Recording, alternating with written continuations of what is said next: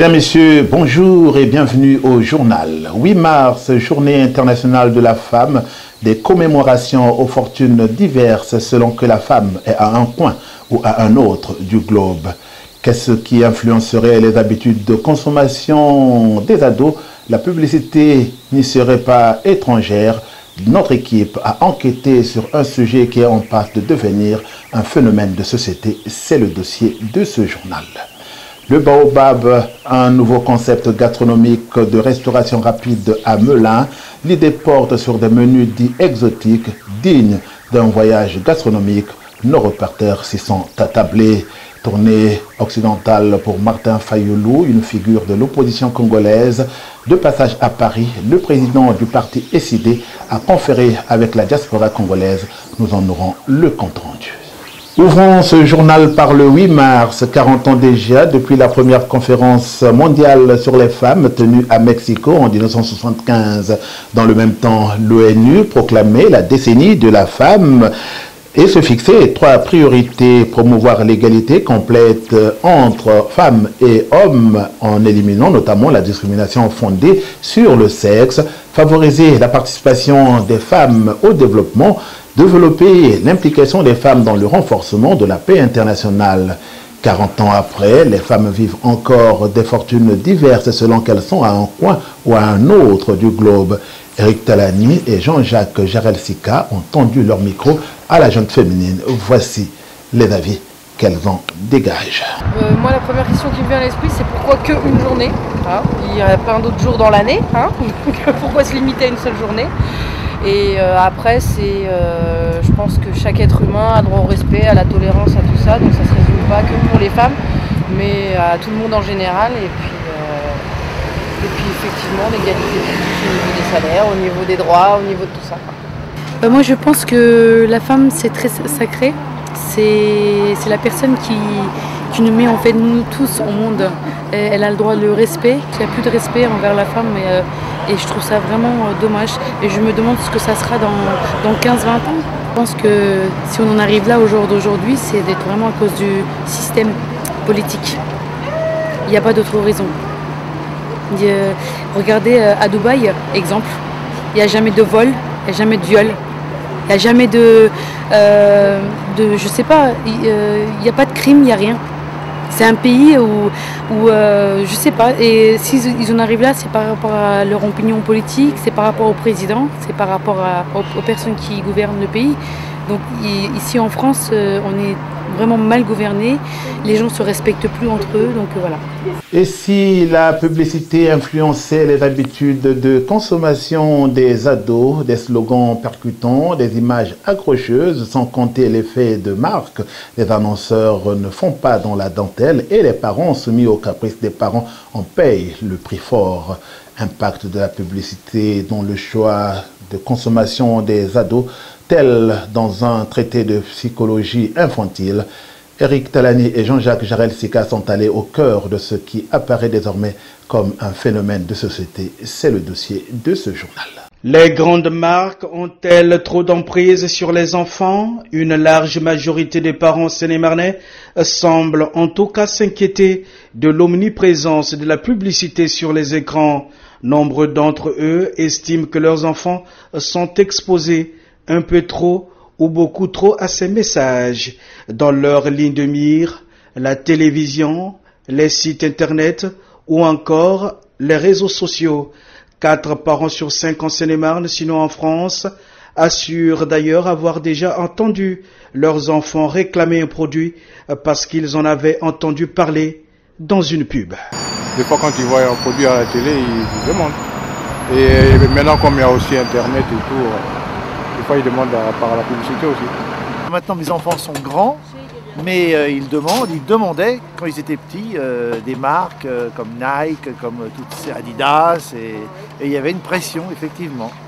Oui, c'est vrai que les enfants demandent parce qu'ils en trouvaient à la publicité, mais j'achetais quand j'en trouvais à bon prix. De temps en temps de la marque, mais à bon prix. Et je n'allais pas au magasin parce que c'est 150 € et l'enfant l'a demandé, je vais lui faire plaisir. Non. Certains parents sénémarnais n'arrivent plus à isoler les enfants de la publicité. Nous, on est là, on est au 21e siècle, je ne peux pas éloigner les enfants des tablettes, Internet et de la télé. D'autres parents discutent des mécanismes de la publicité et limitent les contacts de leurs enfants avec la pub. Ils estiment qu'ils font fausse route. C'est un truc de pognon, hein. C'est la même chose des marques. C'est des marques qui changent, même produit. C'est le même produit alimentaire, mais je n'achète pas parce que mon fils se fait racketter des marques, je n'achète plus. La télévision, elle vend beaucoup de rêves et je pense que en fait, les gens, ils sont très conscients de ça. Et c'est vrai qu'on est malheureux. Hein. Filtrer les émissions de télé et autres, oui. Et peut-être que ça donnera quelque chose de meilleur, quoi. De moins les influencer vers une consommation nuisible pour tout le monde finalement, sauf pour les grosses sociétés. On ne cache pas, mais on fait comprendre à l'enfant que ça, c'est de la publicité. Et la réalité n'est pas comme ça. Donc c'est ça, je dis, ça c'est la publicité, ils veulent vendre, mais tu trouveras des bons trucs à petit prix qui rendent bien aux pieds et qui seront jolis aussi. Enfin, il est impossible aujourd'hui d'isoler sa fille ou son fils de la publicité. Il y sera de toute façon exposé à l'école ou dans la rue. Il vaut mieux l'accompagner et aussi lui apprendre la frustration de ne pas avoir un produit. Une autre manière de zapper la pub est donc de ne pas vider son portefeuille, car l'enfant consommateur n'est pas conscient de la tentative de manipulation.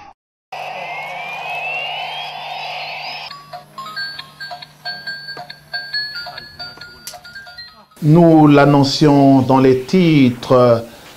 Tournée internationale pour Martin Fayulu, l'une des figures de l'opposition en République démocratique du Congo.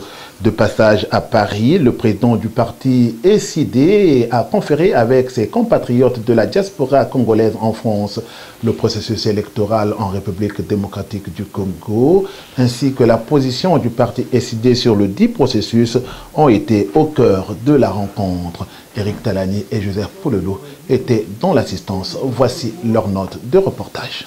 Ce rendez-vous politique qui a eu pour cadre une salle de conférence du 12e arrondissement de Paris a permis aux leaders politiques de SID d'évaluer sa popularité auprès de la diaspora.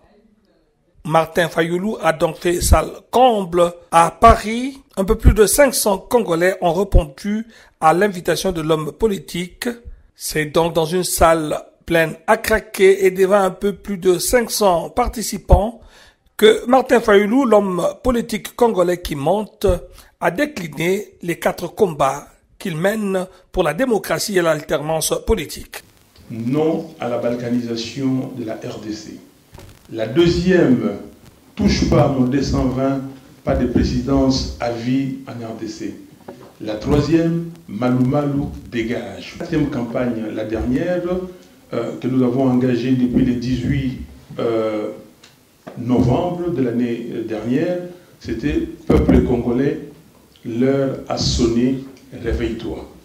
Et nous avons demandé au peuple de boycotter toute tentative, toute initiative qui aura pour conséquence de retarder les élections. Répondant aux questions des participants, Martin Fayulu a rassuré la diaspora congolaise, combattants et résistants compris, de l'utilité d'aller aux élections, sans Kabila bien entendu, et dans le strict respect de la loi électorale en cours. Je suis content aujourd'hui de voir que ici à Paris, les gens se sont engagés pour libérer leur pays.